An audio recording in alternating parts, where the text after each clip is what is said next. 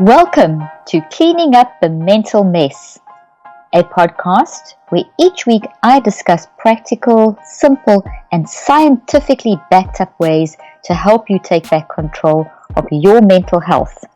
I'm Dr. Caroline Leaf, and I'm so pleased you've joined me today.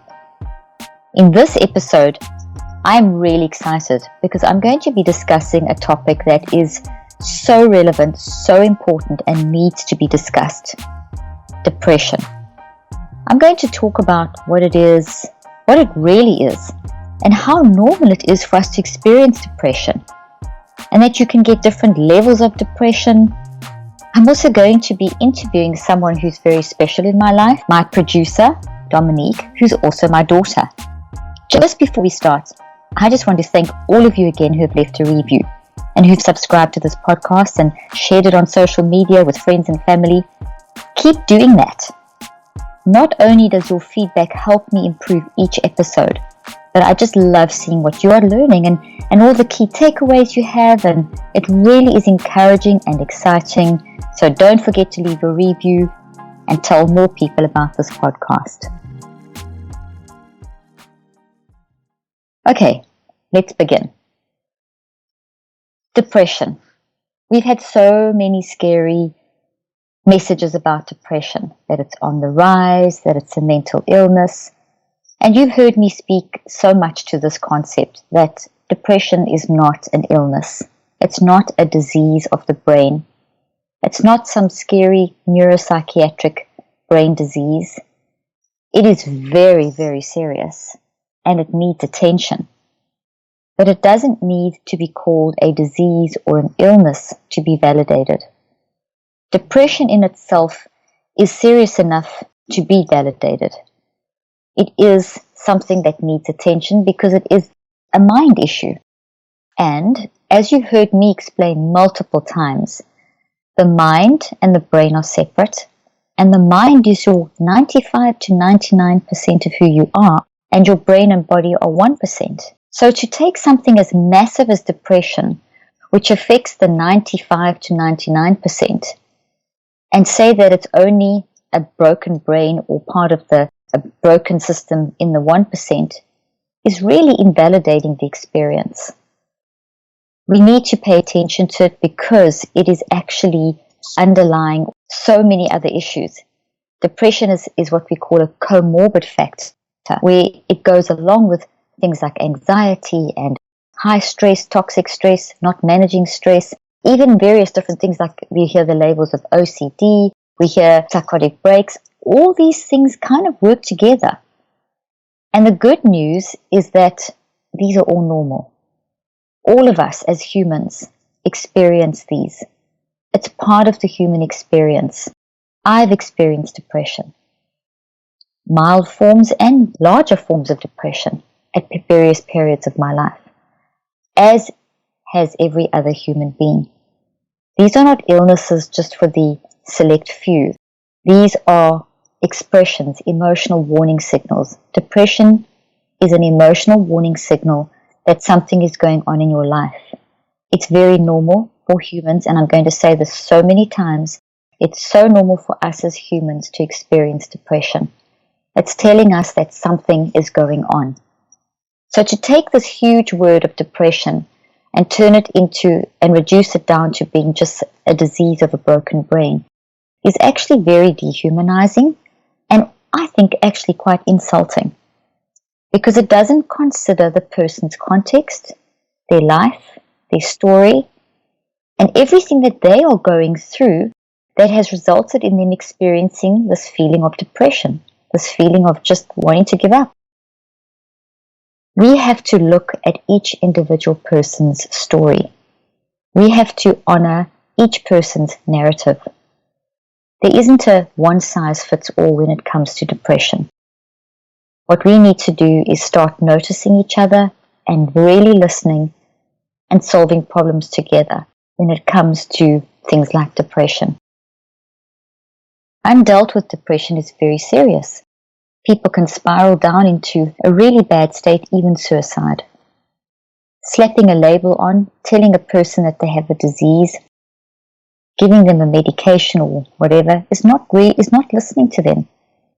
The research is very, very, very strong when it comes to showing that the best way to help people through depression is to be with them, to notice what they're going through, to listen to them, to let them talk it through, to process this whatever it is that they're going through that has led to the feeling of depression or the emotional warning signal. To be there while they process and while they reconceptualize. So essentially, what we're going to be talking about today is a story of depression.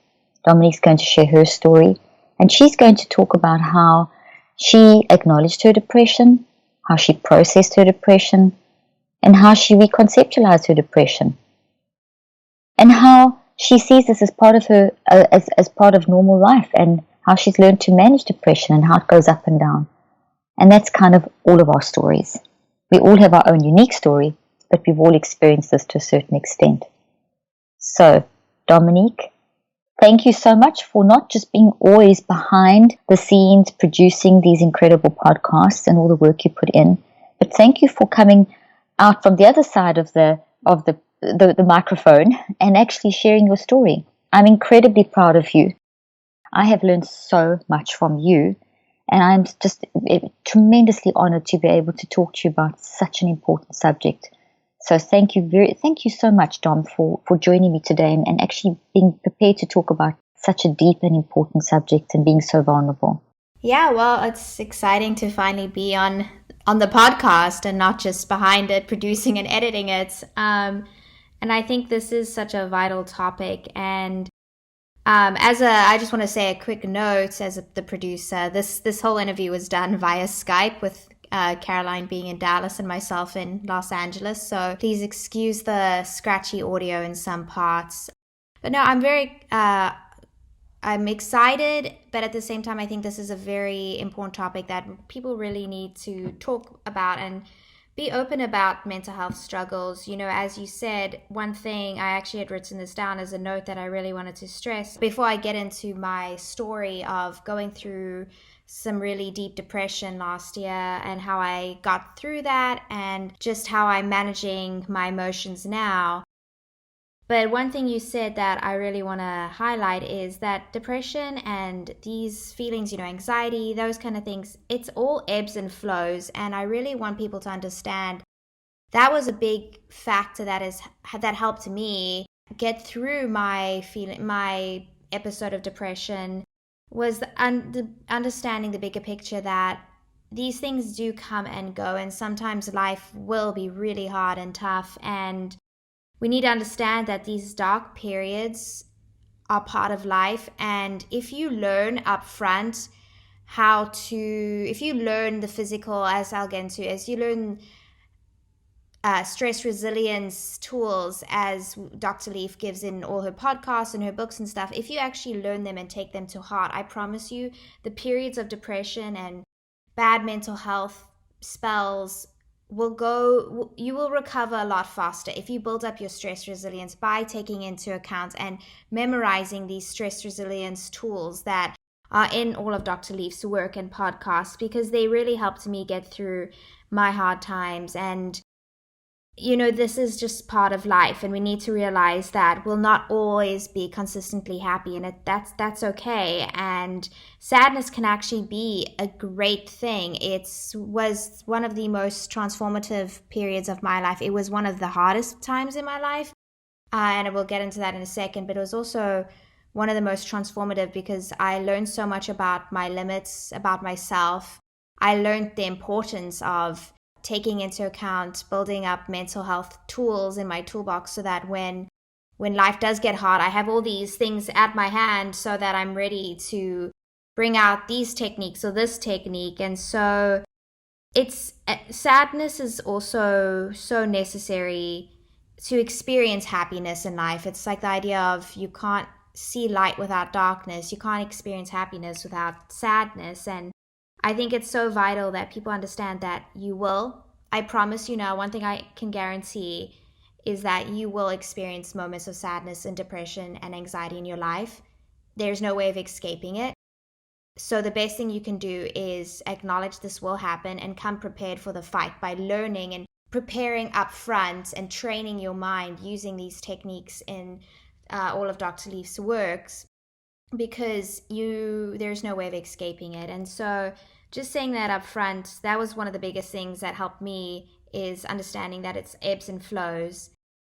But just to get into my story a little bit, it started last year, really. And I didn't realize, another point I want to say up front is, you won't always, and Caroline, you can probably speak to this more, you won't always realize you're going through a very depressive state or you're in depression until afterwards. And I didn't realize how depressed I was until afterwards, when I had started doing the mental autopsy that Dr. Leaf had talked about, which is, again, another such a vital key, and we'll get into that. But the mental autopsy is what helped me realize I was in depression, and kind of also helped me figure out some techniques and tools to help prepare myself for next time when life gets tough and I'm going through another spell or something like that. But I didn't actually realize I was depressed at the time when it started, and it definitely wasn't like suddenly one day I woke up depressed. It was definitely a progression. And looking back now, I think it really started when I had been in a relationship for 2 years, and towards the end it was just very rocky, and I fought a lot with my ex-boyfriend, and it just was very hard on my mental health. And we broke up, and I thought I was fine because I was the one who initiated it. So I was all about how I'm strong and independent. I don't need a man. I can do everything. I'm fine. And I did experience a little bit of that loneliness coming out of it, but I kind of just ignored it and suppressed it and kept pushing on with work. And I think that loneliness just kept building up, and I never really addressed it. I just kept telling myself, I had this vision of myself that I'm strong, and that I'm not going to let a man make me feel like this, and I'm not going to let myself seem weak, that I'm this poor girl who broke up with a boy and now I'm sad. I didn't want that. I had this image of myself. Again, I think this was one of the reasons that contributed, and that it may contribute to some other people's mental health struggles, is we have these images of ourselves that we paint that aren't accurate, and we tie so many things to them. And often that can be what is causing a lot of issues, because we're so stuck in this image. Like, I thought I had to be strong, and admitting that I was lonely and sad was a weak thing. And so I didn't want to do that. And so I just kept suppressing it and covering that up by increasing work and just socializing and ignoring that. So I think that kind of was one of the starting points. If I had to give a definitive starting point, again, life is just, these things they build on each other. But it definitely started getting worse than how my emotional state, because I didn't want to acknowledge it. And at the same time, we started facing some major issues with one of the projects we were working on in the business that I was really invested in, that was kind of my baby. And my heart and soul was in this, and it still is. And we were betrayed by some people and led astray and given bad advice. And I felt very betrayed, but I didn't actually do a mental autopsy in these feelings. I didn't actually stop and ever ask, why am I sad? I didn't go through the why questions. I didn't stop and say, why am I sad? Why do I feel like this? Why do I feel hurt? Why am I having these reactions? So that, with the loneliness as well, I think those were the two big. And I definitely think I was just pushing myself harder and harder because we were on deadlines. I set so many unrealistic deadlines for myself and for our team, and just thought that I could do this all and take on all these things, and not really take into account my physical health. I also started studying for the GRE, which was a big time commitment and stressful, because I have not done math since college, and I basically forgot what algebra was. So I had to relearn all of that. So I basically ignored all these signs or these things going on in my life and suppressed them, because I really do think it comes down to this false or this incorrect identity I had built up around myself. And at the same time, Mom, we talked a lot about physical warning signals and how we need to really take into account these physical and emotional warning signals that are going on in our life rather than just popping a pill. And I didn't. I looking back now, I see that I started getting a lot more migraines. And that's always been my sensitive point. When I'm stressed, I get migraines. And I ignored these and just was upping my dose of Excedrin. And I also was having a lot more IBS issues. And I was putting on weight, and I don't know why. I was working out, eating a really healthy diet, but I just kept putting on weight. And I felt just so bloated and heavy, and my skin was going crazy, and my hair was falling out. And I just kept ignoring these things. I just was like, no, I just have to keep pushing. I have to keep pushing because eventually it'll be fine and we'll get through this. And I was also using my work as a way of hiding a lot of my loneliness, pain. I kept pushing myself as a way of hiding a lot of the internal struggles. So in a recent podcast you did with Mark Metry, he talked about how he used food and video games to hide a lot of his internal struggles and to mask that. I think my addiction was work. My addiction was, this is always, I've realized, been an issue in my life. I kind of mask a lot of my internal insecurities or issues by just pushing myself harder at work because I know that's something I can, in a sense, can control. I did that with grades. I did that with school. I kept pushing myself whenever things were tough. And I would have this mindset.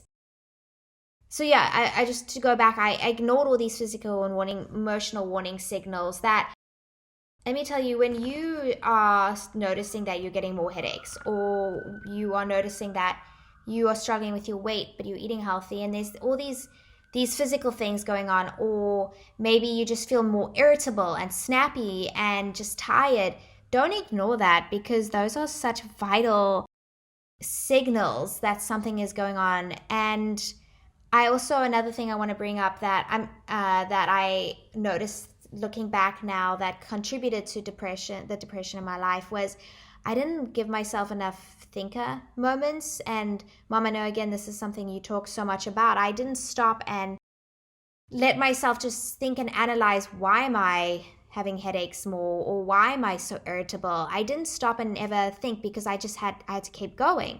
I had to try and I had to keep following this identity that I had created for myself. And yeah, so I was dealing with loneliness, betrayal. I was burnt out. I had these physical symptoms. I wasn't sleeping well, which, was also a major contributor to that. It's kind of, cyclical. You stressed, you don't sleep, you increase your stress levels. So this whole terrible loop I was setting up this loop, and I wasn't stopping to ever consider what was going on. And I just kept having this mindset, and I think this is also something so key that I want people to take away, is I had this mindset that if I kept going, it will all be fine when the holidays come. Like if I just keep pushing, by the time because we were planning on going to Paris, and we did go to Paris over the Christmas break, and I just kept telling myself, I just have to keep pushing for 2 more weeks and it'll be fine, or like a month and it'll be fine. I just have to get through this GRE. But that mindset is so toxic. And if you have that mindset, I encourage you now to stop and reconsider, because take it from someone who has had that mindset a lot of my life. It is so detrimental, and it will mess up your mental health, because by the time you get to the point where it is the holiday, or it is the vacation, or whatever it is, you are so burnt out and tired, you will not enjoy that holiday. You will not enjoy that vacation. All I wanted to do was sleep. I was in Paris over Christmas, at the most magical time to be in Paris, which sounds so wonderful. And all I wanted to do was get into my own bed, switch off the lights, and sleep, and just be away from people. And I think that's also, for anybody who's ever experienced depression, you can understand that all you want is you just feel so flat. You just want to turn off the lights, get in bed. You don't want people talking to you. I try to even watch my funny shows to give myself a break, but even that was too much of an effort. Even taking a walk was an effort. Just everything felt like it was so much, and you don't want to get to that point. And so that's why it's so important that you, first of all, never ignore physical and emotional warning signals. Second of all, start building up a reserve and training your mind in all these mental self-care techniques that Dr. Leaf puts on her social media, that she has in her podcast, that she has in her book, that she has in her Switch app. Because I was fortunate enough to have you as my mom and know these techniques, having worked in the business, that I think that also really helped bring me out of it. And I'm going to talk in a second about how I recovered, but having these mental self-care techniques at my beck and, or just, I had trained myself. I was ready in a sense. And even though I went through this dark period where it was so bad, the only reason I think I came out of that depression, and if I had gone to a psychiatrist, they would have put me on everything. If they had done an evaluation, I would have been on the strongest cocktail. And I'm so glad I didn't, because as you said in the beginning, we can't look at this as a disease. If someone had told me I had a broken brain, I would be so upset because of the fact that they ignored everything that I just told you. The fact that I had a terrible breakup. I was lonely. I was burnt out.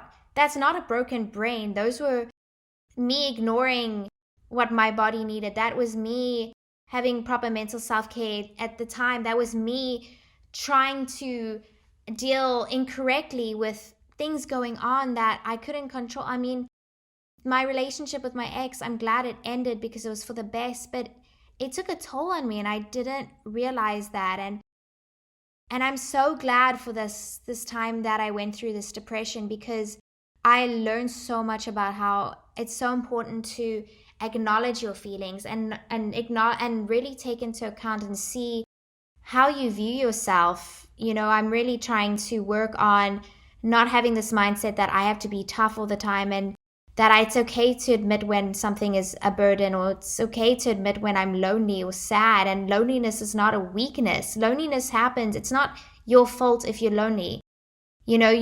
Sometimes these things just happen, like a breakup, or that is part of life. That's going to happen, but it's how you react to this and deal with it. And that's why it's so important. I mean, I can talk about loneliness for hours, because it's really something that I had to acknowledge that was something in my life. And I have so much more to say. I don't know if you want to jump in there, Mom, and say anything. First of all, your vulnerability and authenticity is so admirable. I sit here on the other side listening to you, and I saw you go through how painful it was as a parent to watch your child. And you, even though you were working in the business and you knew what to do, there were times where it was really hard for you to apply these principles. And then you made a choice and you started choosing to go through the process of acknowledging instead of suppressing. And I think that was key. It was key. I saw that shift so clearly in you. You've described this so perfectly. Everything you said is just incredibly perfect. I mean, I just have to throw in a little bit of mom pride there, just to see how you have processed this and gone through it is just incredible. But a big key there was you made a choice to stand back and slow down enough to choose to actually recognize that there's something going on, to respond to those emotional warning signals, and to not, in the acknowledgement phase. And then you didn't stop there, because I think we're quite good, and I think, Dom, you can attest to this in my own life as well, and then also being a clinical therapist for so many years, and it's kind of not that difficult once you've started acknowledging. We can get into a real acknowledgement. We can start really, yes, I'm doing this and I can feel that, and you find yourself finding all these things, and you start looking at the emotional and physical warning signals. But the next thing is we have to process it, and that is another choice we have to make. And I saw you go through the acknowledgement phase for quite long, but almost you'd push it back down again. You'd acknowledge, and then you'd sort of acknowledge, and then push it back down. But you had to process. Yes, it takes so much time. Exactly. And so much effort. Mm-hmm. It takes so much energy. And then you started the processing, and then you started the reconceptualizing. And you're so correct. There's such a big time factor involved. If you've got these patterns that you've set up, where you almost get stuck mentally. And it's almost like you can't see past that one moment in your life. It kind of like defines your life. And you can, the acknowledgement can sometimes almost keep you stuck unless you prepare to go to the next stage, which is the processing stage, which is that work. and the work of actually getting through it and doing all these different mental self-care techniques. As Dominique said, she had to acknowledge the loneliness. She had to acknowledge that she was suppressing, that she was using, she could just be busy, never have a moment to think. Then she didn't have to deal with the stuff. She could just pretend it was not there. But you can pretend for so long, and your mind is 95%, or up to 99% of who you are, and your mind is being processed through your brain and your body, and your brain and your body can't handle it. So at some point, your brain and your body will start breaking down. Which happened, and I want to get to that, but to touch on a point you said about the time and all that, and it really does take a lot of energy and effort to start changing your life around. It takes a breaking point, and I'll just say that how I recovered, just getting on to now my journey of recovery, which again it's still a journey. Every day I'm learning and growing, and I am still working, and I still have dark periods, but I've learned so much, and am thankful for the learning opportunity. What if I told you you could double the power of whatever you drink to wake up and energize your brain? My friends over at Bio-Optimizers have created a special recipe for you that helps boost brain performance in the morning. They have a product called Primogen V, and then Primogen M. You'll be buzzing without jitters or any negative side effects. And they're running a special promotion for you at www.biooptimizers.com/leafbrain. You can get an additional 20% off from the normal package price with the coupon code DrLeaf20.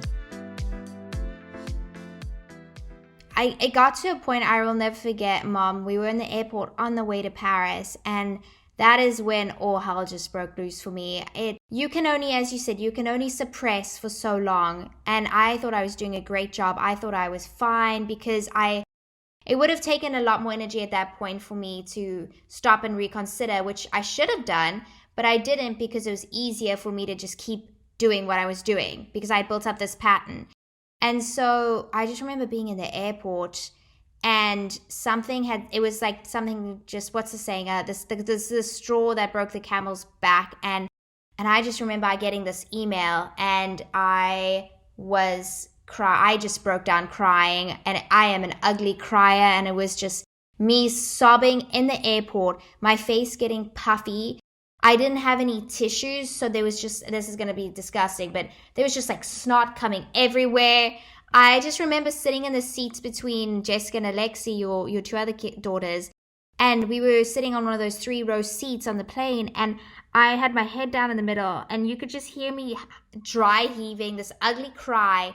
My head was down, snot was just pouring everywhere. Jessica and Alexi trying to find me tissues. I was using the back of that little throw up bag they leave in the seats. I was using my sweater. It was disgusting. But I just lost it in that moment. And that's what's going to happen if you keep suppressing. It's going to come up in the most inconvenient time. I promise you. You will be somewhere, and something will set you off. And as terrible as that was, that crying was so cathartic, because it was at that point I realized, like, I can't keep living like this. I need to acknowledge what is going on, because leading up to that, I kind of almost felt like a zombie. I was just going through the routine of doing XYZ. I had kind of vaguely noticed I was like putting on weight and whatnot, but I was like, whatever, it's fine.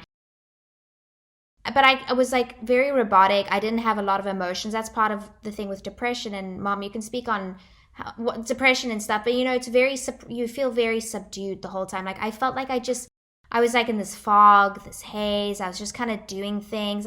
Things weren't making me excited. Like, I wasn't excited about Paris. I wasn't excited about life. I was just like, blah. It was a fog. And then finally get on this plane, I had this massive breakdown. And that's when I realized I needed to change.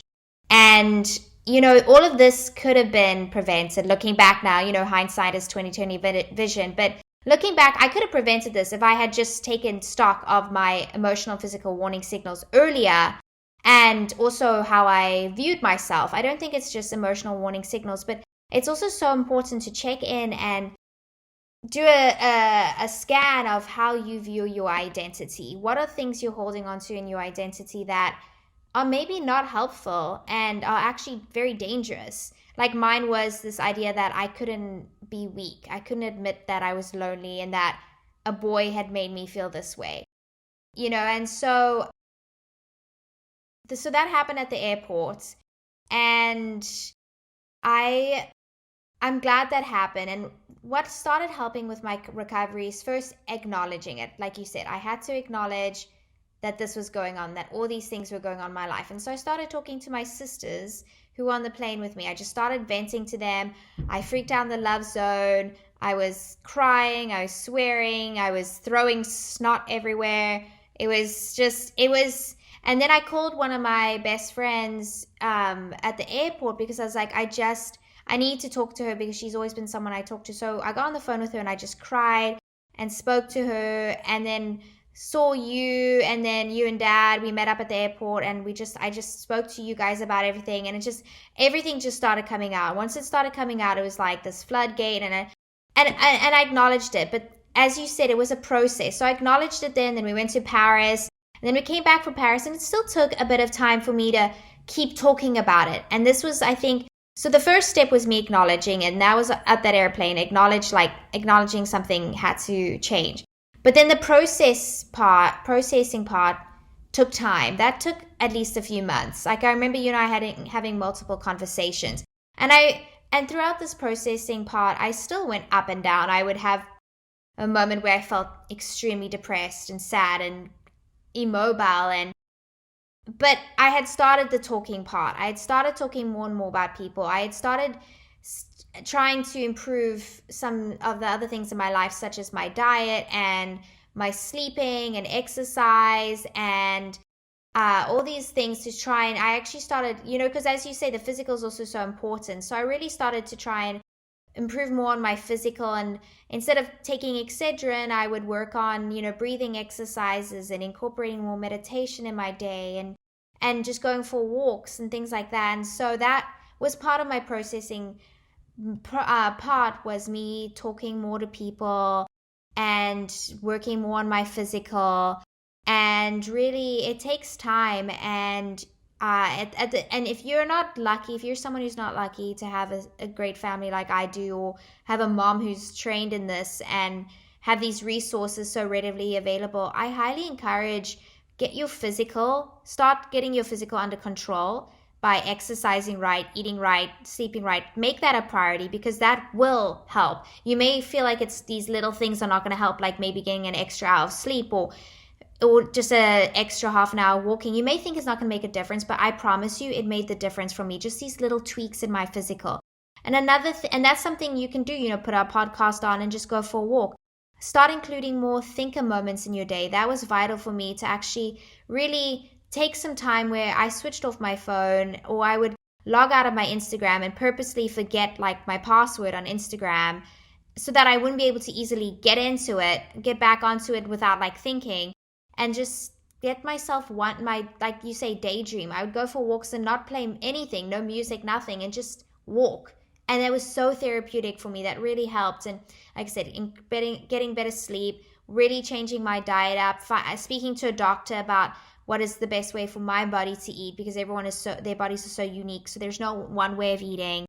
We're doing that. And then just, if you don't have someone to talk to, I highly encourage finding a good therapist in your area, or really making that. There are so many great tools and resources now out there. And one thing, Caroline, this is maybe a little preliminary, but working with the Switch app, we're trying to incorporate more of that kind of reaching out therapist community aspect, which will be coming out in 2020. So be on the lookout for that. We're definitely, because I believe that having that community and having someone to talk to was such a vital part of my healing.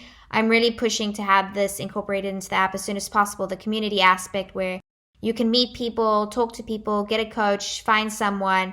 So that definitely is so vital. And like I said, people need to really start really analyzing, what are you holding on to in your identity that is not healthy? I wrote a note that to myself, because I wanted to remember this because it's so vital, but I had this misguided idea of what hardworking meant.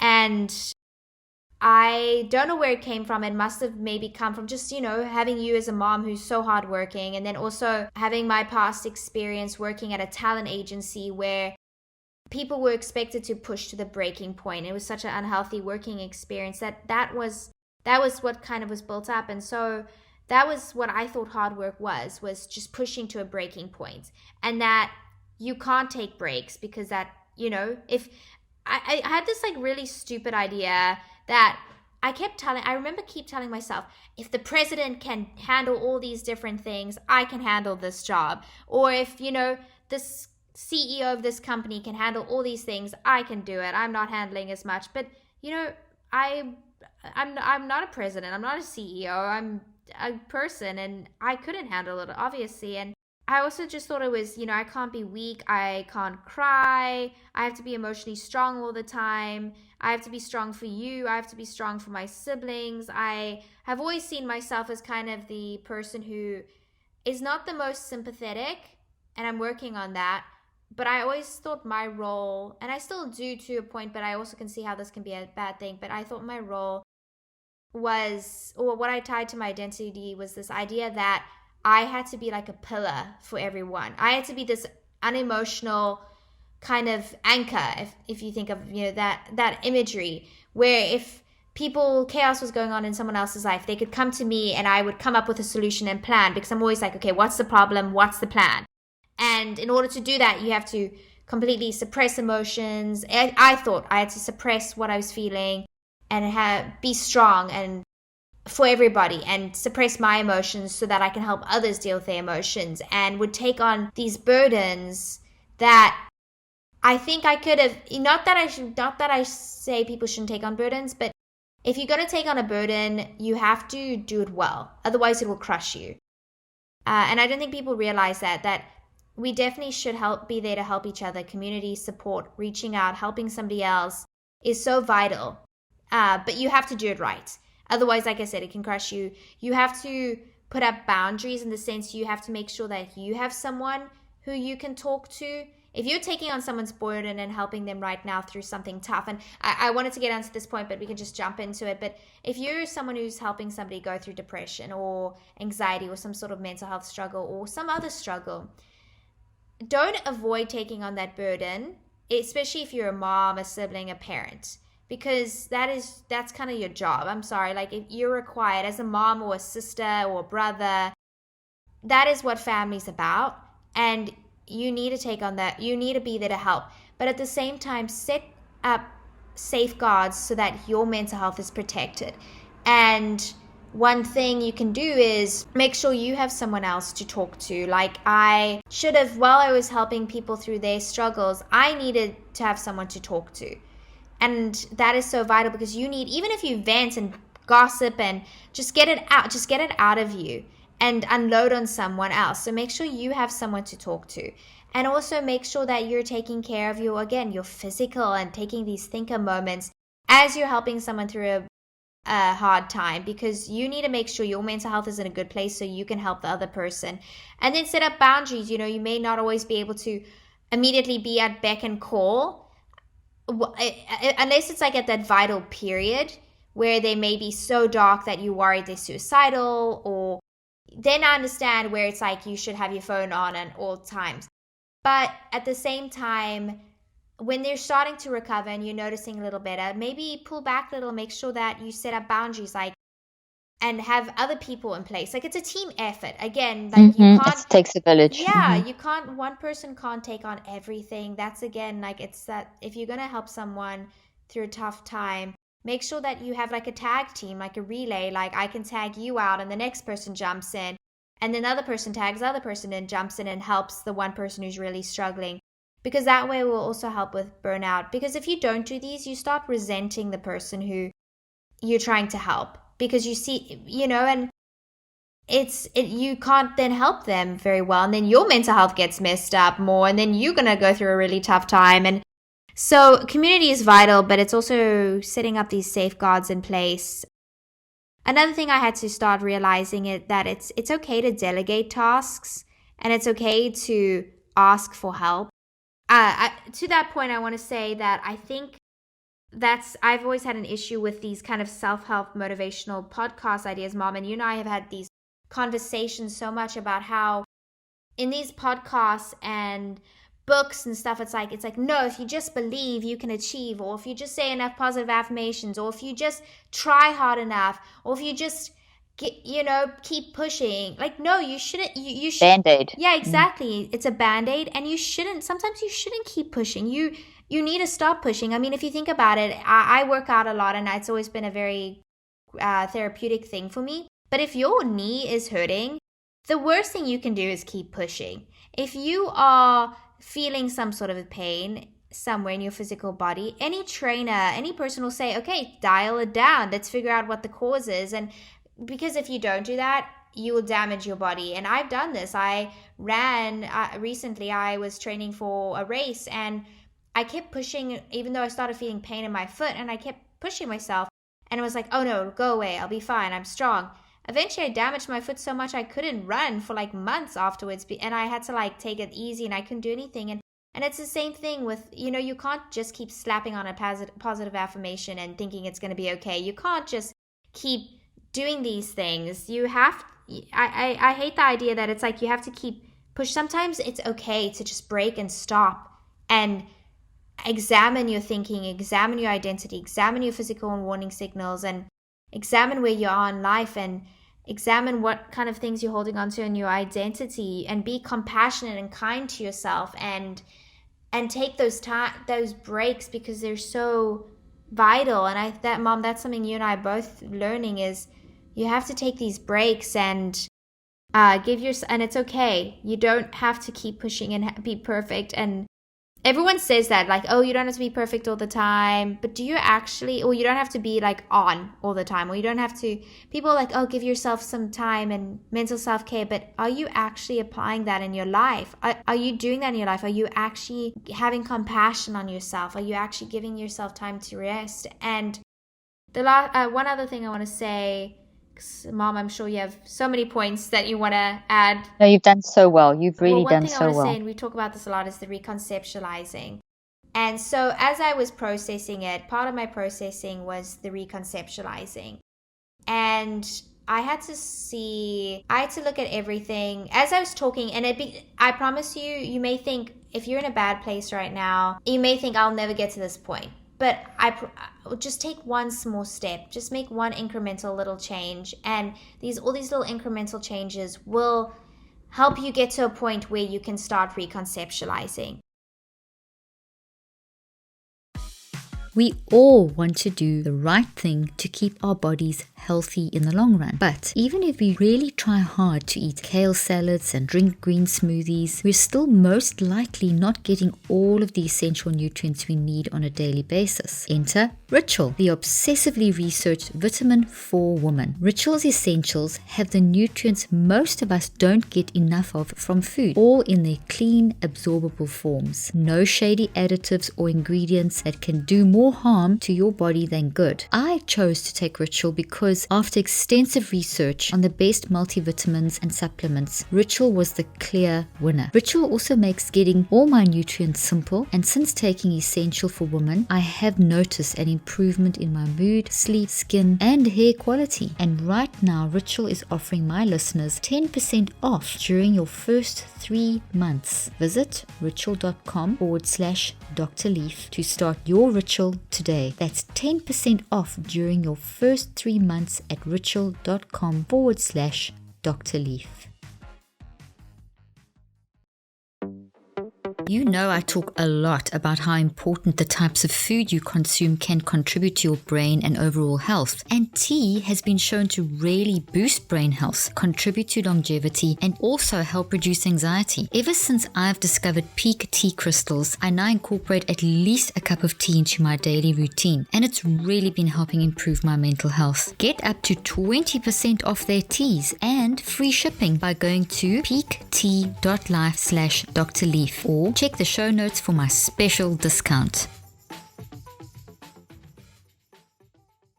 So even if it's just crying or allowing yourself a break or taking care of something physical in your life or just talking to someone or just sitting with someone and hugging them or something like that, small little things add up. And eventually you'll get to the point where you're ready to reconceptualize and go from there. And part of my reconceptualizing was seeing this period as a time of growth for me, and one of the best learning experiences. I think that if you develop and have a mindset now, this is something that I think everyone needs in their life, is this curious mindset where you want to learn and grow no matter what, no matter how hard life is, or tough or bad, or something bad happens or whatever. You always are curious to learn about what didn't work, what can work, what your triggers are. Just being curious, to having that ask, answer, discuss mentality and that question and answer, that Socratic method, looking at something, analyzing, being curious, seeking answers. I think that was one of the biggest things that helped me in the reconceptualizing and moving forward process and healing process, was just being curious about, okay, so this bad thing happened, all these bad things happened, this whole bad period happened. What can I learn from it? What are my triggers? What are bad patterns that I've set up in my life? I did a mental autopsy. I looked at what was my thinking. Also, what are the physical warning signals that apply personally to me, like the migraines? When I start getting a lot of migraines now, I immediately stop and have to question, okay, what is going on in my life that I need to address now? And maybe it's sometimes me just staring at a computer, but even that, it is a sign that maybe I need to step back and not stare at a computer so much and be outside a little bit more. Also, my hair was falling out, and sometimes I have to, looking back, I had to, these things, just taking into account, doing the mental autopsy, being curious and you can only really start being curious and having this learner mindset once you've acknowledged and processed, because that acknowledge and process part, and it's also part of the process part. These little stages and steps all kind of blend into one, but you won't be able to get to the healing process if you don't go through the ugly and then acknowledging and the breaking point and the crying, and be prepared for all that. That needs to happen so you get to a point where you can talk about these things and look back and be like, okay, this is what I was doing wrong. And that's why I love your app Switch, because it teaches you to do this. It makes it a habit. Like now that it's become a habit in my life to be able to recognize and reconceptualize and acknowledge and write down and keep a journal and all these things. It's so vital. And so all that happened, and I processed, and I had to look at what I learned. I couldn't allow myself to feel guilty or ashamed for what happened, because I didn't want to get stuck in that. What happened happened. There's no point crying over spilt milk. What happened happened, and I'm so thankful because it was a great learning experience. I learned about all these things about my physical and mental. I learned what I can do, my limitations. I learned how important I also just learned that depression, I think that, like I said, the biggest thing I said at the beginning of this podcast is depression comes and goes. I learned that, and it was so vital. So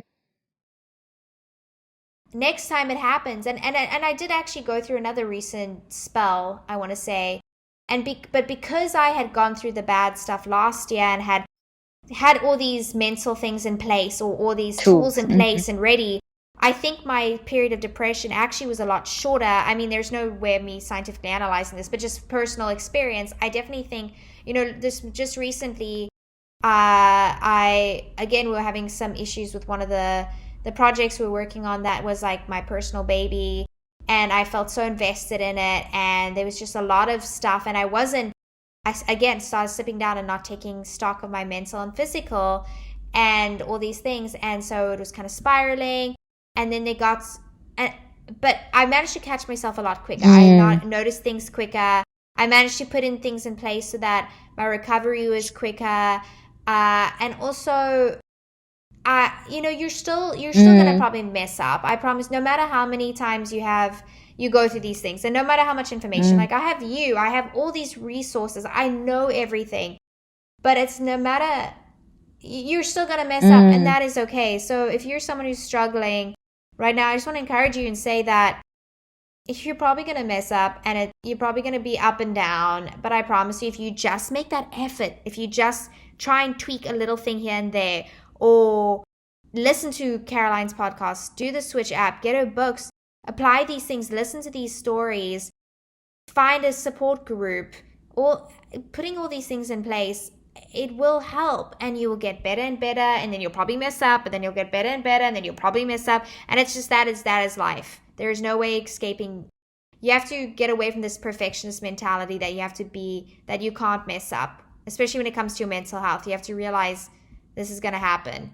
And so I just remember being in Norway recently, Mom, and you know how tough that was for me. It was over my birthday, and this was supposed to be such a great time for me, and honestly, Norway is absolutely beautiful, and I love being out in nature, but I was barely sleeping just because of the project we were working on, and things were going bad, and I was up at all hours of the day, so I wasn't sleeping, which again, sleep is so vital.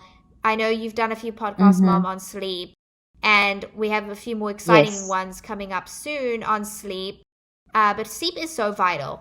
Learn everything you can do. Again, see what works for you, and listen to the podcast and see, because that's so vital. But I wasn't sleeping, and I started getting migraines again. And you know, me knowing migraines are one of the physical warning signals, I started to realize, okay, something's going wrong. I need to sleep. But at the same time, I was dealing with like some other personal stuff in my life that was really impacting me, and that was also adding to my migraines. And I just remember they got to a point again in Norway, I was ignoring the physical. I kind of was like, oh yeah, I'm getting migraines, I should slow down. I know this is a normal sign for me, but I kept pushing. Again, I made that mistake that I always do. Not always do, I don't want to say always, but I had this mentality that like, that bad habit came up again. And I was like, oh, I need to just keep pushing. I'll be fine if I just get through this one little hiccup. And then I just remember being in the sauna in in Finland. So I was in this, like, it's just, again, sounds so dreamy. I was in a real Finnish sauna in Finland, overlooking whatever ocean, I think it's the Baltic or something like that. Beautiful. Just, saunas are supposed to be relaxing. I had a glass of wine. It was just like the perfect setting. But something triggered me, and I just had that same breakdown I had on that airplane, where I was just crying. There was just snot everywhere. I had to go back to our Airbnb, and I realized that I had, again, looking back, didn't recognize, or really, even though I recognized it, I didn't acknowledge my physical and emotional warning signals that my body was telling me something. But I will say, because I had gone through the really bad depression the year before, I recovered a lot quicker this time. My recovery was so much quicker. And that's part of being an athlete as well, like in a physical sense. You learn how to recover quicker. Like when I run now, my heart rate is I have an athlete's, I was recently measured, I have an athlete's heart rate. So I can go very fast and recover extremely fast as well. And that's because I've trained my body. And so that's what happened by having that depression period the year before, and also having all your tools and learning and actually studying them and making them part of my life and being intentional about having them as part of my life.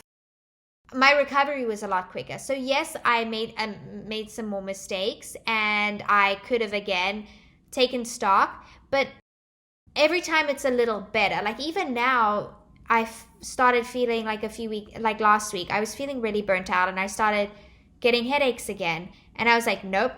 This is. I was so intentional. I was actually so proud of myself. I even told you and Dad, I was like, I feel burnt out. I need a break. And I started getting headaches. And so now I've realized that my body was a little burnt out and tired. And instead of keep pushing myself, I'm like, what doesn't need to be done? What can I delegate? And now I'm like looking for interns and delegating tasks and realizing I don't have to do everything. I need to sleep more. I need to watch some more TV. I need to take more time, take walks. And this may just be for a week or so that I need to just dial down. But then I'll come back stronger because I've recovered.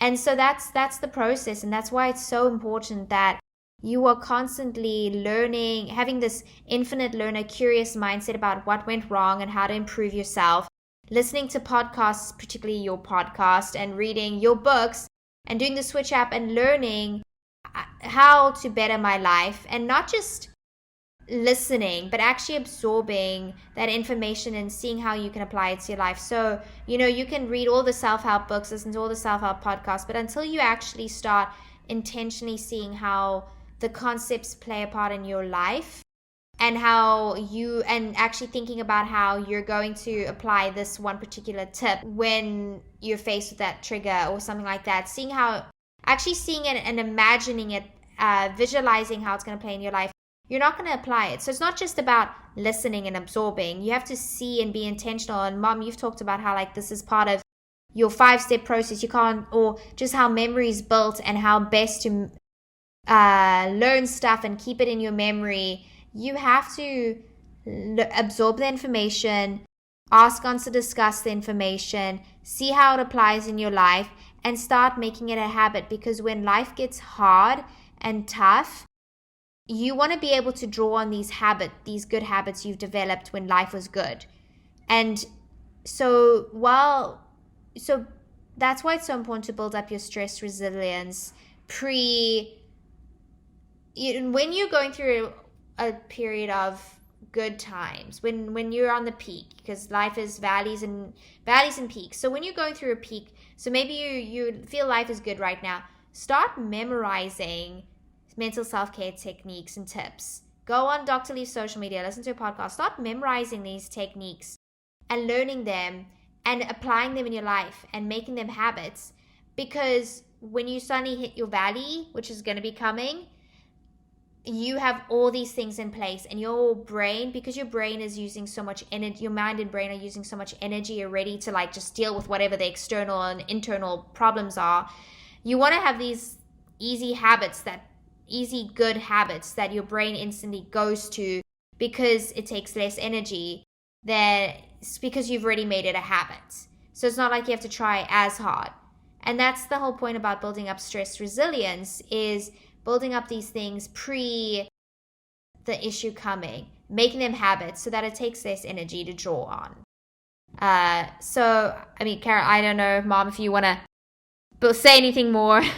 Beautiful. Honestly, Dominique, how you've expressed that and your vulnerability, authenticity, what you said. I know it's helping so many people, and as I said, I'm intensely proud of how you've handled the situation, and I've watched you through this, and it's the greatest compliment to any parent that their child actually applies a few of the techniques that a bit of the worldly advice, the wisdom and advice that the parent has gained, but even more so is how you've invested and really used these techniques. I use them. Mac uses them. Your father, my husband.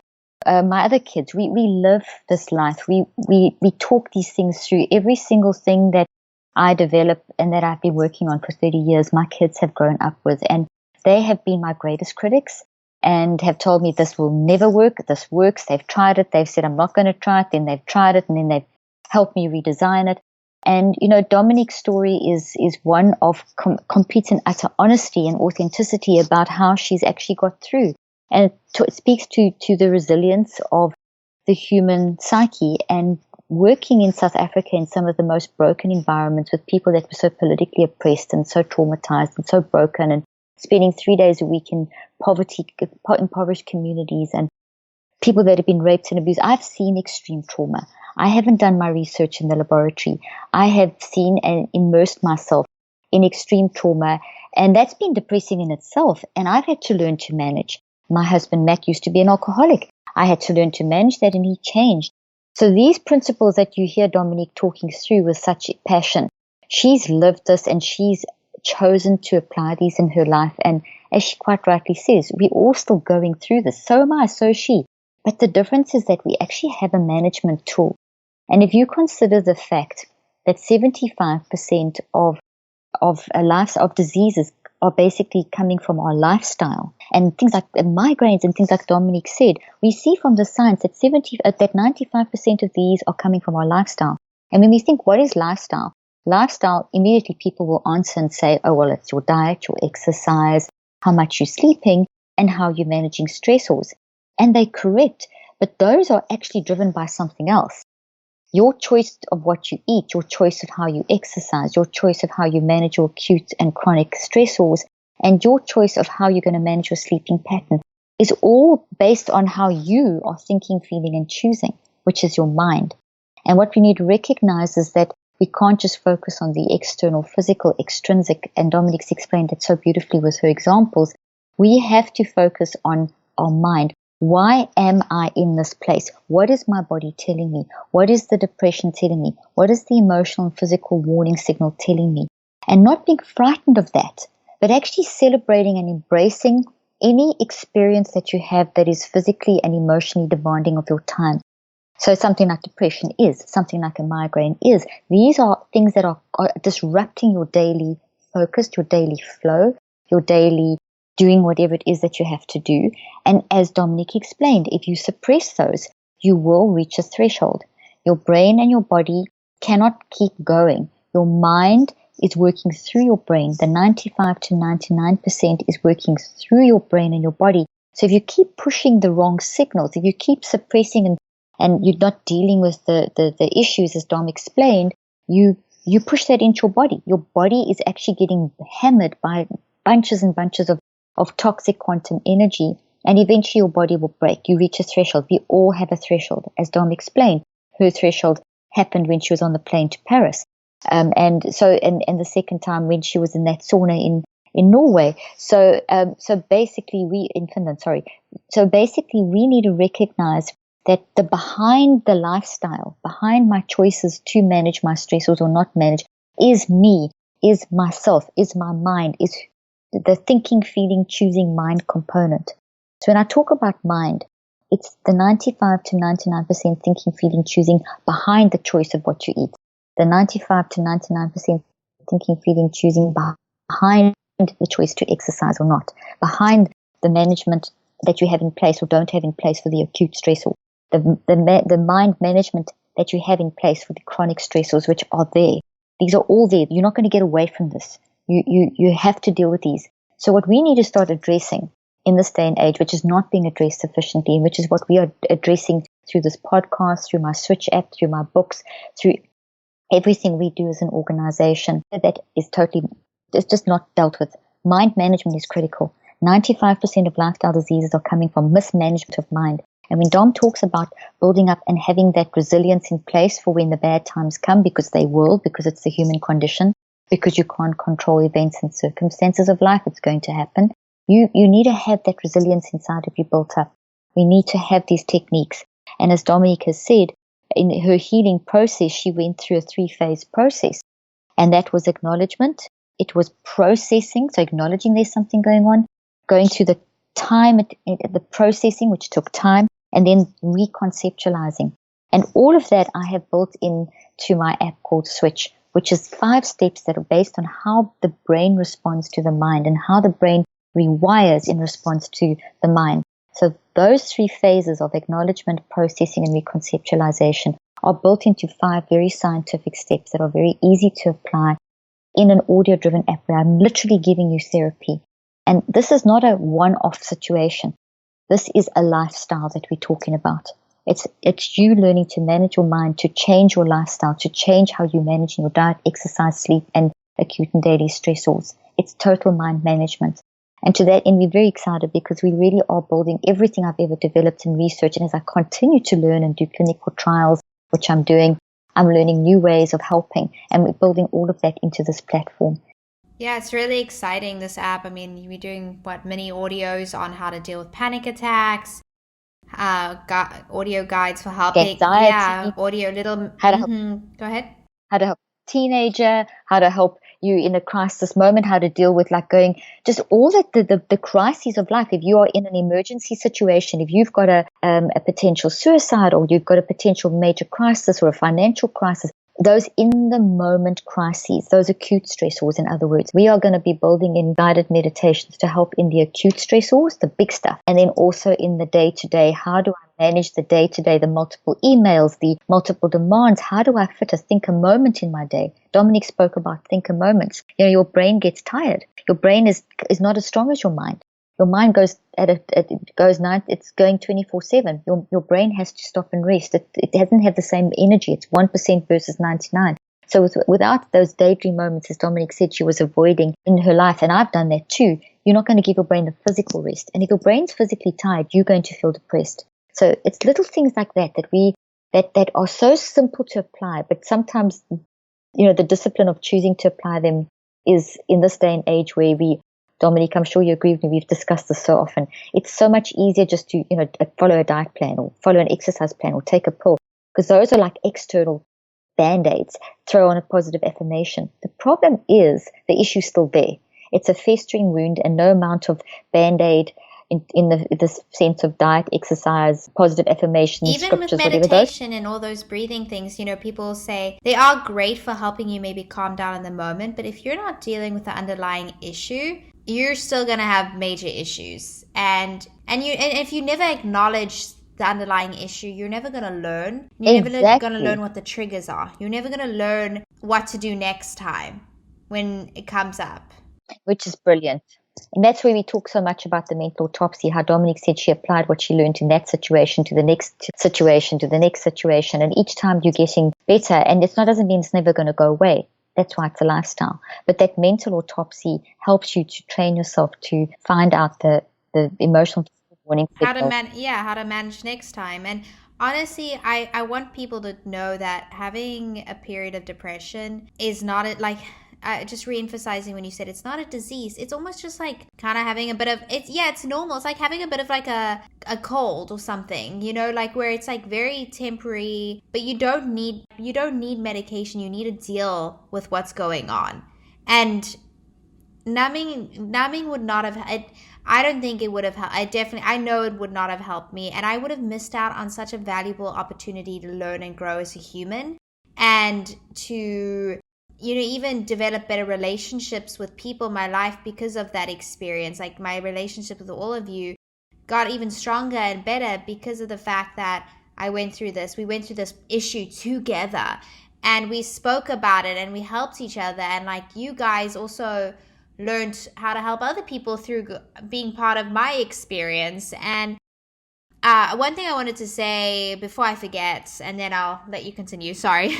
I just want to say this before I forget. But if you're helping someone who's going through a tough time right now, mentally, physically, emotionally, maybe they're going through depression, maybe it's a sister or mom going through depression or something like that. One thing you can really do that I noticed really helped me a lot get to a point where I can start acknowledging and processing and reconceptualizing was not having people trying to give me advice on how to do it. Mom, you never shoved advice down, which I appreciate so much.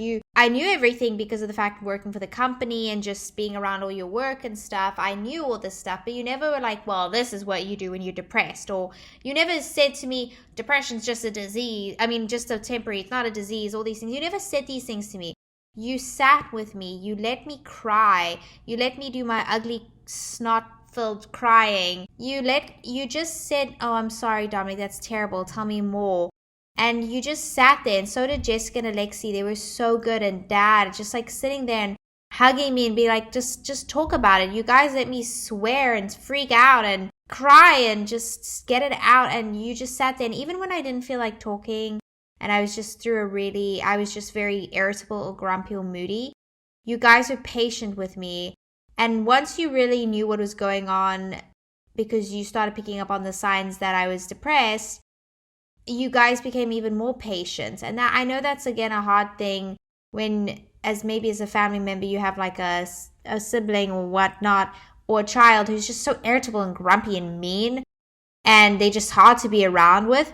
Instead of taking that personal and be like, oh, they're just always so grumpy and mean to me and say all these terrible things to me, take that, because that's a warning signal, and the person who's grumpy and mean, whatever, may not recognize what they're doing. You recognize it because you're getting the brunt of the attack or having to deal with the ugliness. So instead of seeing it as like an attack against you, seeing it as your issue, don't take it on as your personal thing. Be like, oh, this person, this is not who they are. I know this is not who they are. So clearly something is going on in their life. And instead of me being all offended, I'm going to try and be patient, which is hard, but it's a great opportunity to work on patience. I'm going to save all my complaining about the issue to when I talk to somebody else. And I'm just going to sit there and listen and love and not, I'm going to put aside my own personal view, my own personal opinion, and just ask them, how can I help? Are you okay? Is there anything I can help with? Even if it's, you don't even have to always do that. You could also just maybe one thing, say nothing. Just sit with them and hold their hand. Watch TV with them. Put away your phone and sit with them. Maybe just have more meals with them. Kind of do something fun with them. Like, be like, hey, let's go for a walk. Or, hey, you want to watch TV? Or, hey, you want to do something like this? And just be with them. Be present. That shared experience. I remember reading a study recently about how when we share as humans, when we share experiences, the good experiences are so much more amplified when you share it with somebody. So it could be just simply something as like baking a cake, which is fun, you know, like baking a nice keto cake or something. Just that experience of doing it with someone makes that experience itself so much better. And that, you know, can do something with the hormones, and you can speak more about the hormones and stuff, but that probably helps lower cortisol, and that helps get a person to a place where they are more happy and starting to recognize and deal. And so maybe someone is so grumpy and mean and terrible to be around at the moment, but just push through that and be patient and try and do some more fun things. Find out what they like to do. So for like me, I love working out and just having someone to walk with, or I love now, not all the time, but now and then I love to like bake my little keto brownies or whatever, and having someone to do that with is great. Or just I just will never forget being on that airplane and Jessica and Alexi just like hugging me and Alexi trying to get up and find me tissues, even though we weren't allowed to get up, and Jessica just hugging me and trying to like, and Jessica crying with you. Jessica crying with me and like ripping up the paper off the back of like magazines to give me as tissue, to let me use as tissues, and then, you know, just having you guys be so patient and calm.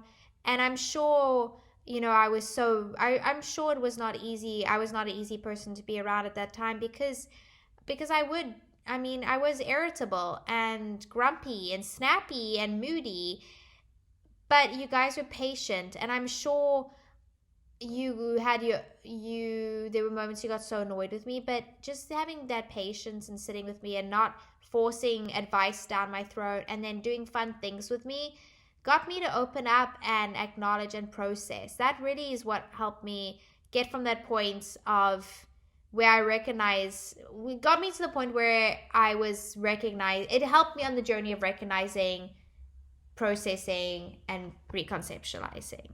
I remember one day when we were in Paris, it was the Saturday specifically, and find that shop that makes organic croissants. And we went and we just sat there eating organic croissants and organic beignets. Do you remember that? And it was just that shared experience. And suddenly all of us we were very full afterwards, but we were very happy too. It was that shared experience. And just what you said is, you know, that what Dominique is saying is vital. If there's one thing, and I've made this mistake, there have been times when I have had to stop myself giving advice and, you know, make sure that I still stay mom and not become the therapist and wait for them to ask me for advice. And this is so easy because, you know, to jump in and tell someone what to do, especially because you're not there. You think that you can identify with the experience, but you can't. What you have to recognize, no matter how well you know your child, your husband, your friend, or as a therapist, if it's a client that you're working with, you don't know what they're going through. And to even assume that, oh, well, that's not so bad. Or, you know, if you look at it from your angle, you're not doing a good job.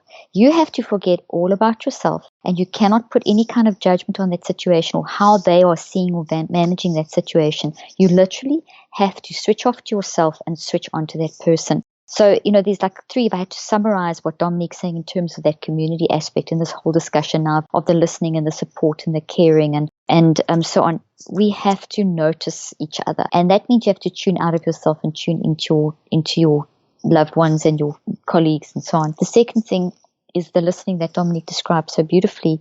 When you listen, you don't listen with your own stories in mind. You listen completely emptying yourself and tuning into the other person. You're listening, you're being present, you are totally and utterly switching off to yourself. I can't stress that enough. And then also it's solving together. So it's 3 aspects. You've got to notice, you've got to listen, and you've got to solve together. So the solving together part is if someone asks you for advice, that's when you give, but you don't give until. And then you always make sure, is it okay? Can I say this? Does this make sense for you? Can I say it in another way? So not, this is what you must do. Never tell someone what they should do. Just say, here's something that maybe you could look at it from this angle. And that helps you with the reconceptualization process, helps you get another perspective. So that's, Dominique, we should do another podcast just on listening. I think so. And I want to say one more point to what your last point about how to ask and talk to somebody who's going through something. One thing I found helpful as well in the way you guys communicated with me was just phrasing everything as, oh, you're irritable. Not saying that, but instead rather saying something like, just as an example, I can't remember who it was, but this stood out to me, was someone came up to me, they're like, this is how they worded it. They're like, I could be totally misunderstanding you and missing out on something, but you just seem a little bit more irritable lately, and I'm very concerned because I know that's not you, and I just want to see if everything's okay and if there's anything I can help with. And the way phrasing it like that, where it's not, you don't put the other person on the defense. I'm pretty sure it was you, yeah. You don't put the person on the defense but they feel like they have to now defend themselves, and so they're not going to open up. If you feel like you have to defend yourself, you're not going to be honest and open. And no, you're just going to fight back. Exactly. And that way of phrasing things is so much more caring. So it's also just about how you phrase the way you communicate with someone who's struggling, especially if they really are going through some deep depression where they may honestly not get out of bed. Then just get into bed with them and talk to them and try and do something that they love, that they love. And maybe it's knitting. Maybe go buy some really great knitting stuff and go sit on the bed and knit in the dark together. I don't know, something. Sometimes that's all that is needed to start the healing process. I think sometimes people feel like they have to give advice, otherwise they're not being helpful.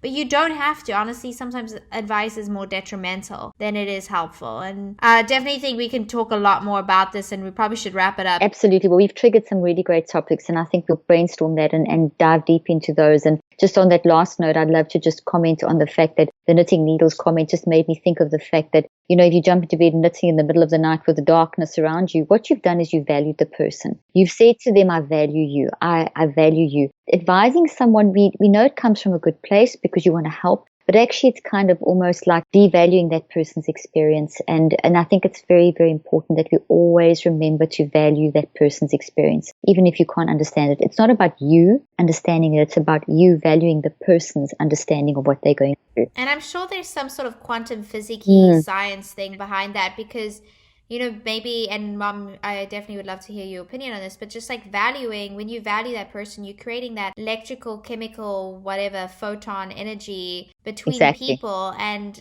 I'm sure that does something to boost our happiness or lower cortisol. I mean, is there anything you can say onto that point? Oh, absolutely. So we do emit photons, and those photons of energy come from all the thoughts that are in our head that generate energy and that then send a stream of energy through our whole body. So literally when you are reaching out and loving someone else, you are literally pouring healing water onto a plant think of a plant that doesn't have enough water, and then you come and you start putting water on it and feeding it, and that changes. That's what you're doing. You're sending out waves of energy that quantum physics shows us have a different frequency to the waves of energy that are if you're irritated or frustrated or controlling or any of the negative emotions. And those then are like a balm, literally like a balm to your brain and your mind, and it creates a very positive feedback loop, and it changes the way that your waves move in your brain. So the electrical response of your neurons will change. I mean, this is another whole discussion. So it's just probably boosts serotonin, which is, I mean, I don't know if you can speak to that briefly. Boost your serotonin, and it drops your cortisol. Boost your serotonin, which is a feel-good chemical. Which is what you need when you're depressed, going through depression. You need your serotonin boost. You don't need what are they called, SRRIs or something like that. You just need someone to value you. Exactly, because the SSRI is a false chemical that actually disturbs brain function and balance. Whereas if you're loving someone, you release a flood of serotonin from the gut, because that's where 95% of it is, and it flows up and into your brain and immediately changes and it releases another hormone, which is called anandamide, and that's called the bliss hormone. And it's kind of like a high, like if someone's taking a psychoactive substance and they get on a high, like the THC in cannabis, for example, it can actually make you high. It's the same receptors in your brain. So we have a natural form of going high, which is a healthy high that actually comes from just the human connection that we've been describing. Just notice, listen, and solve the problem together. And that's key, that third element, solve the problem together. Don't solve the problem for the person. Oh yeah, no, that's the worst thing you can do, is either try and solve the problem for the person, and if you're the person struggling, don't think you have to solve it yourself. That's like the dumbest thing you can do. Let me tell you, I tried to do that and it messed me up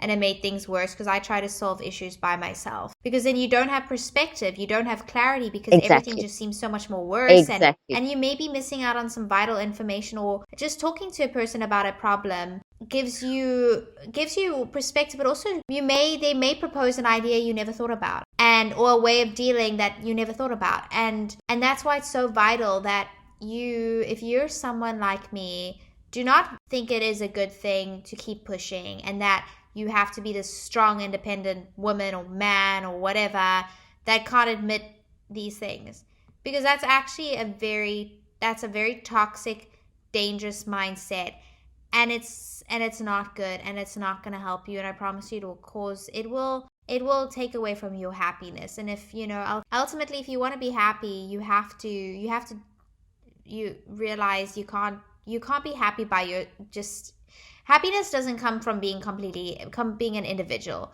It comes from community and from being with others. There's a great quantum physicist who's one of my favorite people, and he always talks about, his last name is Fuchs, Fuchs, and he always talks about, it's not about you, it's about you in the world. And he shows with his work how we are actually at our most fundamental level waves of energy, of literally love energy. And as we, it's like we shrivel up if we're not connected with others in a constructive and positive way. And that all goes to the loneliness research. So yeah, that real connection is vital for our physical and mental health. There's so much more we can say, Dominique. I would love it if the listeners would give us your feedback on this. How you like this kind of format. And if you have more follow-up questions regarding depression, or anything that you want us to cover in a follow-up episode, or a future episode, be sure to send us an email, send us a message on Instagram. I can put my email in the show notes. So if you have some particular follow-up questions, or if you have a great story you want to share about how you overcame depression, anxiety using Dr. Leaf's methods or any of her tools, I would love to have that as a podcast episode. I think that would be so helpful for other listeners to hear how people overcame their depression and anxiety or something like that. Definitely send us an email. Like I said, I'll put it in the show notes so you can email me directly. And yeah, if you have any reviews or suggestions, comments, we want to make this podcast helpful. And also, I would greatly appreciate it if you go onto iTunes or wherever you listen, subscribe to this podcast. So if you subscribe, it'll help you never miss an episode. It'll basically tell you whenever new episodes are out. You'll get a little alert. And also, when you subscribe and leave a review, it boosts our rankings on iTunes, which allows more people to find this podcast and get the help they may desperately need. So leave us a review. Even in the reviews, you can include suggestions, you can include topic suggestions, what you loved, the key takeaways you had. Share on social media, repost it. I know Dr. Leaf loves seeing all your posts and comments about the podcast, and she loves resharing it and seeing what you learned and your key takeaways. And thank you for those who have been listening and sharing and leaving reviews and sharing with friends and family. That's honestly so great, and we just want to make sure this podcast is it's honestly a free resource that will help transform your life. Everything Dr. Leaf Mom talks about, I promise you it works. It got me through some of the darkest times in my life. It's not just nice to know stuff. It will help you. It will change your life. You just have to be intentional about getting the information, getting the knowledge, and applying it in your life.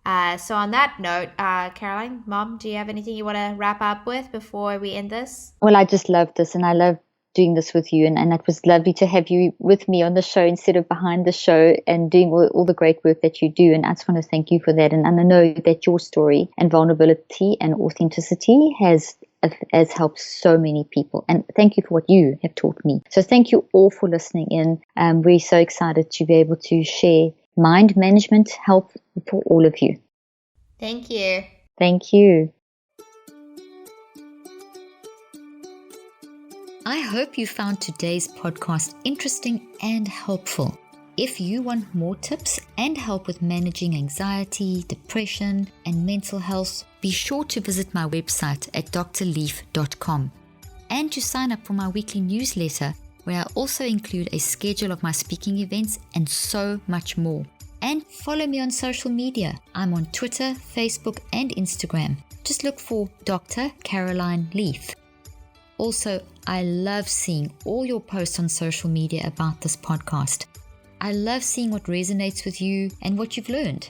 So be sure to continue posting and tagging me and letting me know what you think and how these tips worked out for you.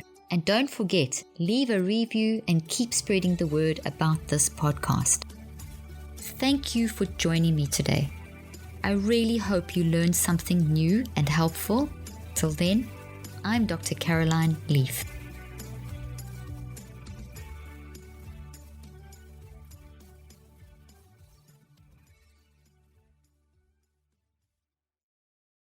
This podcast represents the opinions of myself and my guests. The content here should not be taken as medical advice. The content here is for educational and informational purposes only. Please consult your healthcare professional for any individual medical questions you may have. While we make every effort to ensure that the information we are sharing is accurate, we welcome any comments, suggestions, or corrections of errors.